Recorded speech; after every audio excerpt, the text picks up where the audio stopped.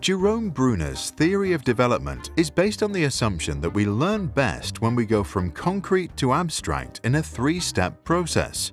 First comes hands-on action, then learning with images, and finally, students transform what they've learned into language. Throughout the experience, we constantly revisit previously learned topics, while teachers provide carefully structured guidance along the way. And it seems to work. In the 1980s, the Singaporean government decided to stop importing foreign textbooks and, instead, build the world's best maths curriculum from scratch. Since that time, Singaporeans study fewer concepts with greater detail, following Bruner's guideline. Before we learn how well this worked out, let's go through each step of the theory with an example. First, we learn through enactive representation. This happens in hands-on experiences, ideally with real-world applications. To divide 4 by 2, two students learn to cut a cake into 4 slices, so each can eat one now and bring one home later. Step 2 is iconic representation.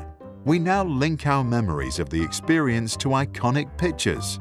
Students are asked to draw a cake that was cut into 4 pieces. Last comes symbolic representation. We now use the images we internalized earlier and turn them into abstract language, such as mathematical symbols. Using a little bit of retrospection, we can easily solve the problem. This last phase is also called language-based because we are really just learning the right words and symbols to express our thoughts. The actual maths knowledge was acquired much earlier through hands-on experiences. Bruner, therefore, advocated for the use of spiral curriculum with continuous repetition of the same fundamental ideas. The curriculum is comprised of 3 characteristics. Students revisit the same topic at regular intervals. The complexity of the topic increases with each revisit. The new learning has a relationship with previous learning.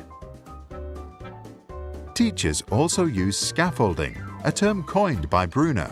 Teachers do this by structuring activities based on students' existing knowledge and in a way that helps them to reach the desired learning outcome. The teacher first demonstrates the process as the student watches. Then the teacher lets the student have a go, steps back, and offers support and feedback when needed. Today, by the way, Singapore's 4th and 8th graders are the world's best in both mathematics and science, and Singapore's maths curriculum is copied by educators from around the world. Jerome Bruner was born blind in New York City in 1915. At age 2, modern medicine restored his vision. Later, he returned the favor by becoming a pioneer in cognitive development.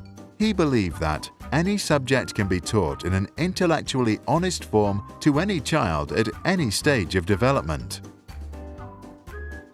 What do you think about Bruner's theory and his suggestion for better learning? Is this how you learn in your studies? If not, what is one subject that you think could be made more understandable by following his ideas?